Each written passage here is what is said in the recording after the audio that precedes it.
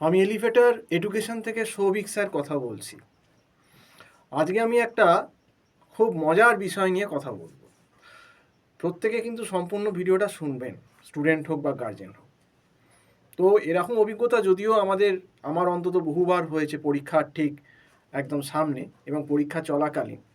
তো আজকে সকালেই যখন আমি ক্লাস করাতে যাচ্ছি অনলাইন ক্লাস, তখনই একটা হোয়াটসঅ্যাপ পেলাম এবং হোয়াটসঅ্যাপে একটি স্টুডেন্ট প্রথমেই একটা নাম দিল এবং লিখলো যে সে নাকি বিবিএর সেকেন্ড সেমিস্টারে নাকি পড়ে এবং সে নাকি জানতে চাইলো আমার থেকে যে থার্ড সেমিস্টারে মানে পরের সেমিস্টারটায় আপনি কি অনলাইন ক্লাস করান।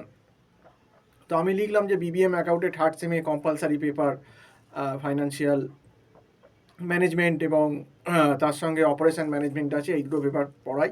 ফিস কত জানতে চাইলো, তাকে ফিসও আমি জানালাম। তো এইটা হচ্ছে কথা। তো অনেক কিছু এরকম কিছুটা লেখার পর যে কদিন কি ক্লাস হয় বা কি গ্রুপে, এগুলো আমি বললাম। বলার পর হঠাৎ করে দেখি সে আমাকে হোয়াটসঅ্যাপ করছে যে স্যার আমার তো কালকে অ্যাকাউন্টস পরীক্ষা, তো অ্যাকাউন্টসের কি কিছু নোট পাঠাতে পারবেন বা নোট পাঠানো যাবে? তাহলে ভাবুন অবস্থা, কালকে অ্যাকাউন্টস পরীক্ষা, ছেলেটিকে আমি চিনিও না, সে আমাদের এখানে জিন্দেগিতে পড়েনি, কোনো যোগাযোগ করেনি। প্রথমে গল্প দিল থার্ড সেমের পড়ার ব্যাপারে, মানে পরের সেমের গল্পটা দিল, পরের সেমের পড়বে বলে, অপারেশন আর ফাইন্যান্সিয়াল ম্যানেজমেন্ট এইসব গল্প দিয়ে সে রেট ফেট সব জানলো। দিয়ে তারপরে এটা কিন্তু পরে কিন্তু লাস্টে বললো যে এই যে এখন আমার পরীক্ষা আছে সেকেন্ড সেমের, অ্যাকাউন্ট পেপারের কিছু কি নোট পাওয়া যাবে?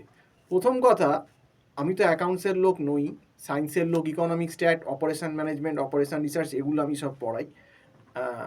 যিনি আমাদের ফাইন্যান্সের ফ্যাকাল্টি আছে, প্রথম কথা, সে কেন তাকে পরীক্ষার একদিন আগে নোট দেবে? আমাদের কোম্পানির তো এরকম কোনো নিয়ম নেই। এবং সেই ছেলেটি নাকি লিখছে যে এবং যে ছেলেটি, আমি নাম বলতে চাই না, তার কলেজের নামও বলতে চাই না এবং তার নামও বলতে চাই না, এটা আমি প্রাইভেসি হিসেবেই রেখে দিচ্ছি, যে কলেজের নামটি করলেন সেই কলেজটি দক্ষিণ কলকাতার একটি ম্যাকআউটের আন্ডার একটি কলেজ, যাতে বিবিএ এমবিএ দুটোই করানো হয় আমি জানি, এবং বেশ একটা মোটা টাকা নিয়েই কলেজটি বিবিএ করায়।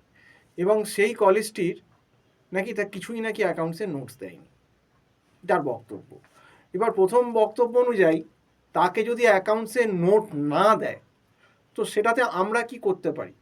সেটাতে তো আমাদের কিছু করার নেই। তুমি কলেজে পয়সা দিয়েছো, তোমাকে অ্যাকাউন্টসের নোট, অ্যাকাউন্টস কিছু সেমিস্টারের আগে তোমাকে অ্যাকাউন্টস কিছুই পড়ায়নি, কিছুই নোট দেয়নি, তুমি কলেজকে গিয়ে ধরো। তো তুমি একদিন আগে পরীক্ষার পরের, কালকে তোমার পরীক্ষা, আজকে তুমি আমার কাছে অ্যাকাউন্টসের নোটস চাইছো।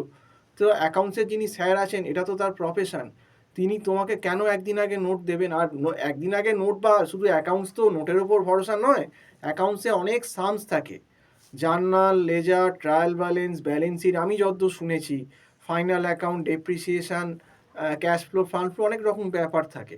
তো তিনি কেন একটা অজানা ছেলে বা মেয়েকে যে পরীক্ষার আগের দিন বলবে যে নোট দিন, তার মানে মতলবটা বোঝা যাচ্ছে, প্রথমে টোপটা এইভাবে খেলছে। এটা আগেও কেন, এর এক দুজন এর আগে এরকম করেছে, যে আগে বলে নিচ্ছে কি একটা, তো আমাদেরকে আশা দিয়ে দিচ্ছে যে আমরা কিন্তু পরের সেমে আপনার কাছে স্যার পড়তে আসছি বলে, একটা এরকম মিথ্যে গল্প দিয়ে প্রথমেই এরকম, যে স্যার এরকম পড়বো, আপনার এখানে অনলাইনে কি রেট আছে, আছে, এগুলো বলুন, বলার পরই তখন কিন্তু এইরকম ব্যাপারগুলো, যে যে পেপারটা আছে, জানে যে এলিভেটর এডুকেশন অনলাইনে পড়ায়, তো এই পেপারটা স্যার একটু নোট দিয়ে দিতে পারবেন, অদৌ কিন্তু সে কোনো দিনই পড়বে না।